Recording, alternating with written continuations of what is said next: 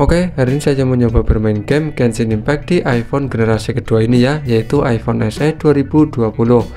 Ya, sebelumnya saya sudah tes seperti game Mobile Legends, PUBG Mobile, dan game-game lainnya. Bagi yang belum nonton, kalian tinggal tonton saja di channel ini, saya sudah upload videonya. Ya, untuk grafiknya ini saya akan setting di grafik maksimal ya, yaitu di grafik tertinggi dan di 60 fps.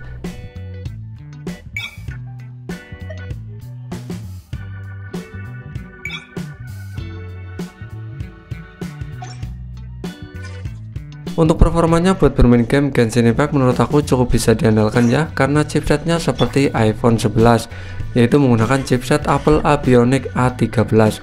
Tentu secara performa HP ini sangat bisa diandalkan ya buat kebutuhan ngegame seperti game Genshin Impact. Ya, karena chipsetnya yang menurut aku cukup mumpuni dan sangat bisa diandalkan di tahun ini. Untuk bermain game Genshin Impact menurut aku HP ini masih cukup lancar ya, tidak ada kendala menurut aku. Ya, ini lancar, tidak ada frame drop maupun nge-lag. Jadi menurut aku sih ini masih cukup bisa diandalkan buat bermain game Genshin Impact. Ya, mungkin ada beberapa hal yang perlu diperhatikan, yaitu seperti baterainya yang cukup kecil, yaitu cuma 1840 mAh, tidak sampai 2000 ya, jadi ini cukup boros menurut aku. Terus untuk layarnya juga menurut aku cukup kecil ya, yaitu cuma 4,7 in, jadi kadang salah mencet. Ya, menurut aku sih ini kurang nyaman buat bermain game Genshin Impact.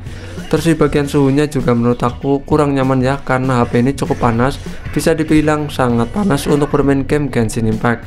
Apalagi kalau sudah bermain game lama-lama sekitar 30-1 jam. Buat bermain game Genshin Impact ini sangat tidak nyaman sekali karena suhunya yang menurut aku sangat panas. Meski secara performa HP ini menurut aku masih cukup ngebut, masih cukup bisa diandalkan buat kebutuhan ngegame, tapi menurut aku HP ini sangat tidak layak buat kebutuhan game sehari-hari. Ya, sangat tidak layak lah, sangat tidak worth it buat HP gaming tentunya.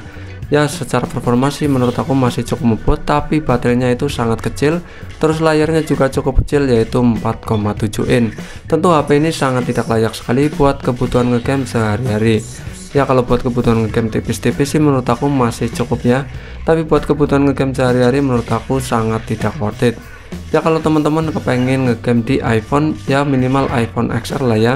Baterainya juga cukup gede, atau iPhone 11 sekalian. Baterainya yang menurut aku cukup gede dibandingkan iPhone SE generasi kedua ini. Ya, apalagi suhunya yang menurut aku sangat panas buat kebutuhan ngegame seperti game Genshin Impact, Mobile Legends maupun game-game lainnya. Jadi HP ini menurut aku sangat tidak worth it buat kebutuhan ngegame sehari-hari menurut aku. Kalau dijadikan HP kedua, tentu HP ini sangat cocok sekali karena ukurannya yang menurut aku cukup kecil. Ya, kalau dibawa kemana-mana kan lebih enak yang kecil ya daripada yang ukurannya gede. Kalau dikantongin pun HP ini sangat pas sekali menurut aku. Untuk harganya di tahun ini sekitar 2,5 sampai 3,5 jutaan ya, tergantung region mana, terus tergantung kelengkapannya juga. Kalau yang ebook itu sekitar 3,5 jutaan, kalau yang inter itu sekitar 2,5 jutaan.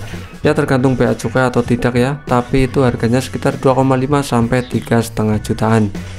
Buat teman-teman yang pengen membeli iPhone SE generasi kedua ini buat dijadikan HP gaming, mendingan tidak usah ya, karena HP-nya yang sangat boros sekali baterainya.